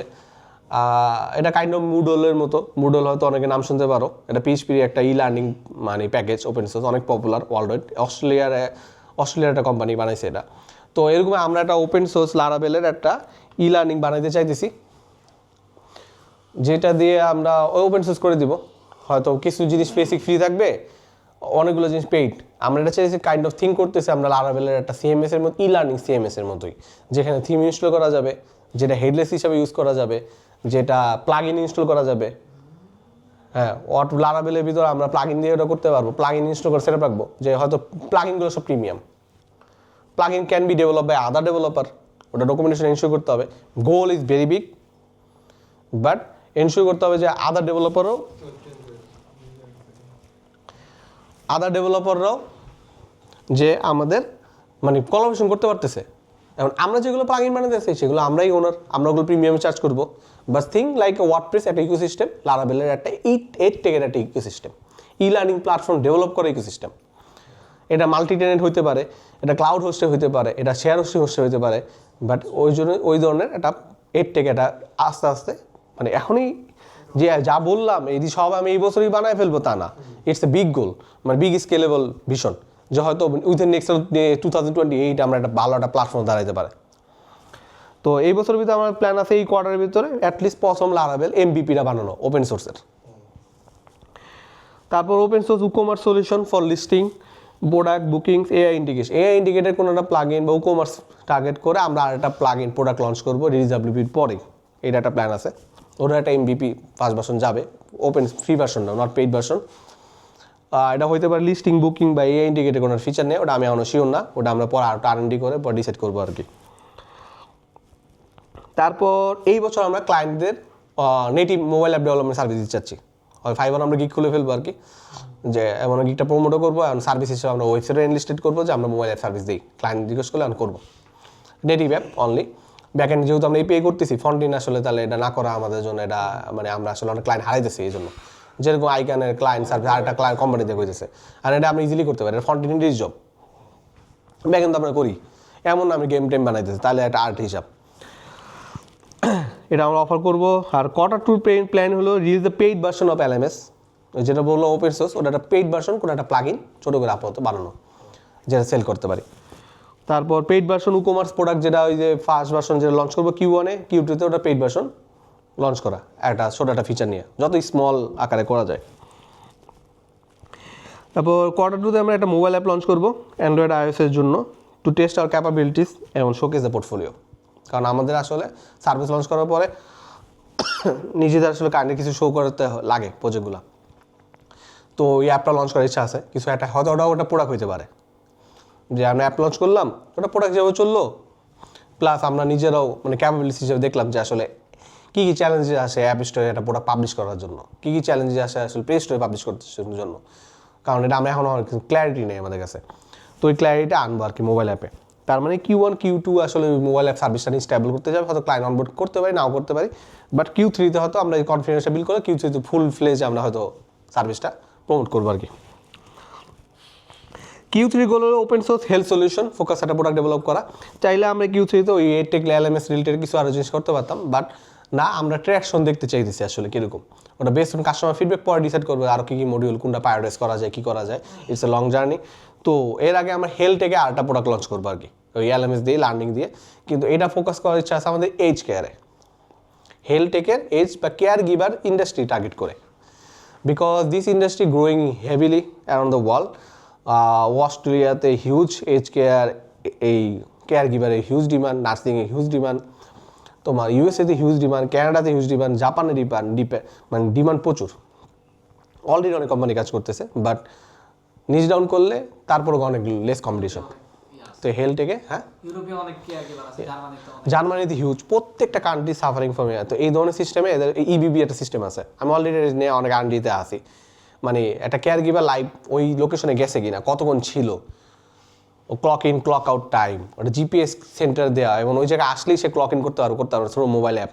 মানে এই ইন্ডাস্ট্রিটা ভালো একটা গ্রোয়িং, অলরেডি কাজ করতেছে। এবং আমরা কিছু health care based both edtech and হেলথটেকের কিছু কমপ্লায়েন্স আছে, এডটেকের কিছু কমপ্লায়েন্স আছে, স্ক্রাম আর XAPI নামে একটা প্ল্যাটফর্ম আছে মনে হয়, যেটা আমরা একদিন মানে ফলো আপ করি না। এটা অন্যান্য দেশে এডটেক বানতে গেলে এই স্ট্যান্ডার্ড মেনটেন করে, ইভেন আমাদের আইকান এই স্ট্যান্ডার্ড এখনও মেনটেন কমপ্লায়েন্ট না। ওই কমপ্লায়েন্টগুলো নিয়ে কিছু সার্টিফিকেশন নেওয়া, কমপ্লায়েন্সগুলো পড়া, মানে আমরা বলতে পারি GDPR কমপ্লায়েন্ট, আমরা বলতে পারি HIPAA কমপ্লায়েন্ট, হেলথ সেক্টরে কাজ করতে HIPAA কমপ্লায়েন্ট হতে হবে। প্রত্যেকটা কমপ্লায়েন্ট পলিসি সম্বন্ধে ডেভেলপারদের জানতে হবে। কারণ তুমি যে ডাটা লাগবা সিস্টেম ডিজাইনে জানতে হবে, আর্কিটেক্ট তোমার সবার আগে জানতে হবে, প্রজেক্ট ম্যানেজার জানতে হবে যে এই ফিচারটা ডেভেলপ করতেছে, যে সিস্টেমে যাইছে এটা কি হিপা কমপ্লায়েন্ট কিনা, এটা আসলে জিডিপিআর কমপ্লায়েন্ট কিনা, এটা আসলে মেডিটেরিয়ান একটা কমপ্লায়েন্স, অস্ট্রেলিয়ারা মেনটেন করে, ইউএসএর একটা কমপ্লায়েন্স, প্রতিটা কান্ট্রি স্পেসিফিক কিছু কমপ্লায়েন্স আছে। কমপ্লায়েন্সগুলো আগে কমপ্লায়েন্স জানতে হবে, তারপর ফিচার প্ল্যানিং করতে হবে, বোথ এডটেক বোথ হেলটেক। কারণ কমপ্লায়েন্স ছাড়া ওরা কিন্তু তোমার সিস্টেম কেউ কিনবে না। ওই পরে সার্টিফিকেশন লাগবে না, কিন্তু অ্যাটলিস্ট কমপ্লায়েন্সগুলো বলতে পারে দিস ইজ কমপ্লায়েন্ট, পরবর্তীতে হয়তো অ্যাপ্লাই করা যেতে পারে যে এই সার্টিফিকেশন নেওয়ার জন্য। তারপর improve existing all product as per the market need and customer feedback. আমরা Q3 ওই এক্সিস্টিং ফিচার নিয়ে কাজ করবো, আর এর টেকের রোজের বললাম এই। আর Q4 release the paid version of health tech solver, ওই যে কেয়ার গিভারের, হয়তো আমরা টাইম নিয়ে কাজ করতে পারি, বা ইবিপি সিস্টেম যেটা বললাম এটা নিয়ে কাজ করতে পারি। অনেক বড় অপরচুনিটি আছে এই সেক্টরে। Keep update existing all product as per the market need and customer. Q4 continuously সবগুলো তো আপডেট ফিডব্যাক চলতেই থাকবে, আর কিছু গোল নাই। এই হলো আমাদের প্রোডাক্ট রিলেটেড। আর ক্লায়েন্টের ব্যাপারে আমরা totally uncertain, no idea. In between. তারপর আমাদের new leadership team. So new leadership টিমের রাসেল ছিল আগে লিড সফটওয়্যার ইঞ্জিনিয়ার, তো আমরা ওদের lead software engineer more like মানে আরও এক লেভেল উপরে। So it's like technical lead. So Russell is getting promoted as a technical lead this year, and for Q1 আমরা অফিসিয়ালি হয়তো আমরা মেতে এটা রিকগনাইজ করবো, যে এখন আমরা রিকগনাইজ করবো, but this role is more মানে technological decision making driven, technical leadership driven, এবং both end front end back end superior একটা জিনিস ডিসিশন মেক করতে হবে। আর পান্তো this getting promoted as a project manager, সে ফুললি প্রজেক্ট ম্যানেজমেন্ট নিয়ে এই করবে। তো আর Rahan is getting as a, তুমি কি আগে তোমারটা তাল দিয়ে লাইলা নাকি? আপনার বান্ধব আছে। ও আমার আচ্ছা, Ryan is getting as lead technical support engineer. So যতগুলো প্রোডাক্টের এটা আমাদের সাপোর্ট উইংটাই টেকনিক্যাল সাপোর্টের, এটা রাহানই লিড দিবে, রাহান ডিসিশন মেক করবে, রাহান টাস্ক ডেলিগেট করবে, রাহান এই জিনিসগুলা মানে ওয়ার্ডপ্রেসের হোক, রাহান এই ব্যাপারে আরও বেশি লাইভ হইতে হবে, রেসপন্সিবল হইতে হবে। যেমন লাস্ট DSWP-র একটা টেকনিক্যাল সাপোর্ট আসছে, এটা নো ওয়ান রিপ্লাইড, এদিকে অফিস ক্লোজ হয়ে গেছে গা, কিন্তু ওই সাপোর্টের রিকোয়েস্ট কেউ জানেই না যে আসছে। তো নোটিফিকেশন পাওয়ার সাথে অ্যাটলিস্ট রিপ্লাইটা দেওয়া রাখা, তুমি সলভ না করো যে আমরা এটা কাজ করতেছি ইনভেস্টিগেশন, বাট ওই প্রিডিক্টেবল কমিউনিকেশন করা। জাস্ট ম্যাথস লিখতে তার সারাদিন লাগে না, তোমার আধা ঘন্টা লাগে, আর তুমি যেই সিচুয়েশনেই থাকো না কেন। So technical support is leading by Raihan. আর নাইম রিসোর্স অ্যান্ড অপারেশনের লিডারশিপ দিবে। রিসোর্স অপারেশন বলতে তোমার যে মনে করো অফিসের মোর লাইক অ্যাডমিনিস্ট্রেটর যেটা থাকে আর কি, HR রিলেটেড অ্যাক্টিভিটি আছে, তোমার আইডি কার্ড রিলেটেড সাপোর্ট আছে, তোমার হয়তো অফিস কিছু এই যে গুডস বাইং ট্রেং যেগুলো অফিসের অপারেশনাল প্রতি মান্থলি কিনতে হয়, এই জিনিসগুলো আসলে এখন করতেছিলাম, দেখলাম পান্ত এক্সট্রা একটা হেডেক নিতে আছে, দরকার নেই, এটা আসলে পান্ত দরকার নেই, এই জিনিসটা আসলে নাইম টেক ওভার করতে পারে, রেসপন্সিবল নিয়ে এরা আসলে ফুলফিল করতে পারে, নট রিলাই ওয়ান পান্তর। আসলে এরা এক্সট্রা পান্ত করে, এটা গুড, আমি অ্যাপ্রিসিয়েট করি, বাট পান্তর পুশ করে, পান্তর এছাড়া অনেক কাজ আছে, কারণ এই জিনিসে উদয় বাইং করা বা ডিসিশন মেক করা, কি আনবো না আনবো এটা তো দরকার নেই, বাট হয়তো বা বেশি সময় লাগে না, বাট এটা কমলো, একটা ডিসিশন মেকিং কমলো আর কি। তো এই জিনিসগুলাই রিসোর্স অপারেশন রিলেটেড যা যা লাগে অফিসের ভিতরে, এবং বেতন দেওয়া, তারপরে বেতনের ব্যাপারে ক্লিয়ারই করা, তারপর স্যালারিও ম্যানেজ করা, এগুলো জিনিস চলে আসতেছে, রেন্টাল কিছু জিনিস চলে আসতেছে, সব কিছুই মানে অপারেশনে মানে এইগুলার হেডেকগুলো সব নাইমের চলে যেতেছে। তারপর আমার আন্ডারে কী আছে, আমার আন্ডারে আমি আর এই সেক্টরগুলো এখন অপারেশন দেখবো না, অ্যাডমিনও দেখবো না, হয়তো আমার আন্ডারে ফাইন্যান্স আছে, অ্যাকাউন্টস আছে, আর মার্কেটিং আছে।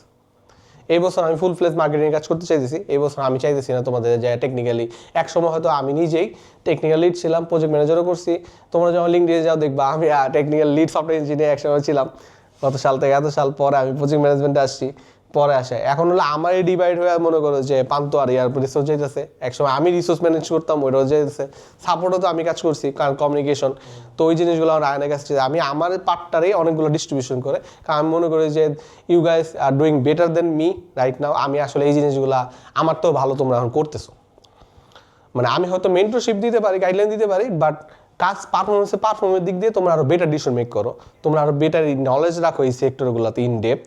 তো এই জিনিসগুলো আসলে তোমরা এখন ভালো করতে পারবা। এখন আমি যে জিনিসগুলো কখনোই এক্সপ্লোর করি নাই, যেরকম আমি মার্কেটিং কোনো সময় এক্সপ্লোর করি নাই, আমার মনে হয়েছে এটা আমি সবসময় থার্ড পার্টির উপর রিলায়েবল করছি। আর আরেকটা জিনিস আমি ডিজাইন এক্সপ্লোর করছি, ডিজাইন নিয়েও আমাদের কিছু সমস্যা আছে।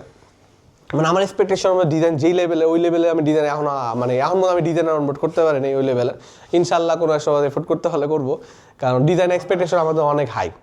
এটা মানে আপনার মানে মনে হয় যে আপনার এক্সপেকটেশন হাই এমন মনে হয়, মানে ভাইয়ের এক্সপেকটেশন নাই নাকি ডিজাইনার হাই না, মানে মিনিমাম এক্সপেকটেশন মিট করতেছ না। ডিজাইনারের ব্যাপারে আমার এক্সপেকটেশন যেই মানে ওই এক্সপেকটেশনে মানে ডিবাগার পোর্টফোলিওতে আমি যদি বিএনসি ঢুকি না, মানে আমার মাইন্ডসেটটা দেখলে আমি ফিল জেলাস। মানে আমার এই দুইকে মানে মনে হচ্ছে না জেলাস হওয়ার কিছু নেই, এইটাই আমার চেয়ে ভালো নাই। মানে যে হইতে পারে আর্ট ডাইরেক্টর আমি অত হাই লেভেলও এক্সপেকটেশন নাই, বাট অ্যাটলিস্ট যে স্ট্যান্ডার্ড মেন্টিং ওই এক্সটেনশন আমার ডিজাইন স্ট্যান্ডার্ড ওই পর্যন্ত যায় নাই। হয়তো আমাদের development, coding, operation, best practice যেগুলো ফলো করি এগুলো ওই লেভেল চলে গেছে, মানে এক্সপেকটেশন মিট করতেছে। অ্যাটলিস্ট মিট এক্সপেকটেশন নট বলতেছি না যে ওভার মানে মানে এক্সিলেন্স যা বলি এক্সিলেন্সের জন্য আমরা এটা পুশ করতেছি, বাট মিট এক্সপেকটেশন। বাট আমার ডিজাইন আমার এখন মনে এক্সপেকটেশন মিট করে না। ডিজাইন এবং ইউজার এক্সপিরিয়েন্স হয়তো বা এটা সিনিয়রদের সাথে আসে, ওই সেক্টরে আমি গাইড করবো আসি, বাট খুব মিনিমাল। বাট কোর রেসপন্সিবিলিটি চলে যাবে মার্কেটিংয়ে। আমি এবার নিজে মার্কেটিং করবো, নিজে গুগল অ্যাড শিখতেছি, নিজে আমি চেষ্টা করতেছি ক্লায়েন্ট মিট করতে, নিজে চাইতেছি আমি হয়তো ফিজিক্যাল ক্লায়েন্ট মিট করতে পারলে ভালো, ক্লায়েন্টকে ইমেল পাঠানো, নিউজলেটার মেনশন করা, সোশ্যাল মিডিয়া ম্যানেজমেন্ট আমি চাইছি আমার আন্ডারে নিয়ে আসবো, যা আমার মনে হয় যে কোন পোস্টটা আমি কীভাবে লিখলে আমাদের ভালো, আমি নিজে এক্সপেরিমেন্ট করতে চাইছি এবার। মানে মোর টাইম আমি আসলে এই মার্কেটিং সেক্টরে দিব, মানে তো এখন আর ওই জিনিসগুলা দিব না। কন্টেন্ট ডিজাইন হয়তো সোশ্যাল মিডিয়া রিলেটেড সব কিছু আমি আমার নিয়ে আসবো আর কি, কোনটা লাগবে না লাগবে। তো আমি আসলে এবার টিম ডেভ নিয়ে রিলেটেড আর ক্লায়েন্ট কমিউনিকেশন, ক্লায়েন্ট হ্যাঁ এখনও সেলস আমার আন্ডারে আছে, ক্লায়েন্ট কমিউনিকেশন। কিন্তু এখনও প্রিফার করবো কোনো সময় যদি দেখো আমি কোনো একটা ক্লায়েন্টের মেসেজ 2 ঘন্টার ভিতরে দিতেছি না, 1 ঘন্টা হয়ে গেছে, তাহলে মেক শিওর করো তোমরা যে সেটা রিপ্লাই দিয়ে অ্যাটলিস্ট রিকোয়ারমেন্টটা কালেক্ট করার চেষ্টা করো। পাঁচ করতে পারো যদি মনে করো, রাহেনও করতে পারো, যার স্কোপে যে সময় মনে হয় যে আমি দেখছি আচ্ছা প্রজেক্টের রিকোয়ারমেন্ট ক্লায়েন্ট শেয়ার করে যে আমার এই জিনিসটা দরকার, আসলে দেখতে পারো। যে সময় মনে হচ্ছে তুমি ঢুকছো তোমার চোখে পড়ে গেছে, মেসেজ দিচ্ছে কেউ রিপ্লাই করে না এখন পর্যন্ত, ক্লায়েন্টও কিছু অনলাইনে আছে, মেক শিওর করো অ্যাটলিস্ট লিডটা আগে জাস্ট একটা ওয়ার্ম আপ মেসেজ দিয়ে রাখা যে তুমি কোশ্চেন তো তুমি জানোই, তো ফার্স্ট কোশ্চেন তোমার মাথায় কী আসে যে তুমি ডিটেলসটা শেয়ার করো, বা তোমার ওয়েবসাইট ইউআরএলটা দাও, বা তোমার যে রিকোয়ারমেন্ট ডকুমেন্ট থাকলে ওটা শেয়ার করো, অ্যাটলিস্ট এই জিনিসটা চাওয়া। যদি আমি রিপ্লাই না দিই অন টাইমের ভিতরে, তাহলে হয়তো আমি ঘুমাইতেছি বা আমি ওই সময় নাই অ্যাক্টিভ, ওটা চাও, ওটা চাইয়া যে ঠিক আছে ওটা যদি ক্লায়েন্ট অ্যাক্টিভ থাকে তাহলে সে শেয়ার করবো আচ্ছা ঠিক আছে আমি রিভিউ করে তোমার আমি বিকালে জানাই দিচ্ছি বা দুপুরে জানাবো, তারপর বাকি কমিউনিকেশন আমি হ্যান্ডেল করতে পারি। যদি 1-2 ঘন্টার ভিতরে রিপ্লাই না পায় তাহলে চেষ্টা করবা যে জিনিসটা রিপ্লাই দিয়ে দিলে ভালো, মানে কোনো লিড ওয়েট করায় না। ওকে, সো নিজস্ব গেল পলিসি আপডেট, এটা আমরা কালকে আলোচনা করবো। সো এই জিনিসটা পার্ট 1 এই পর্যন্তই। Thank you everyone for the time. চলো খেলতে যাই।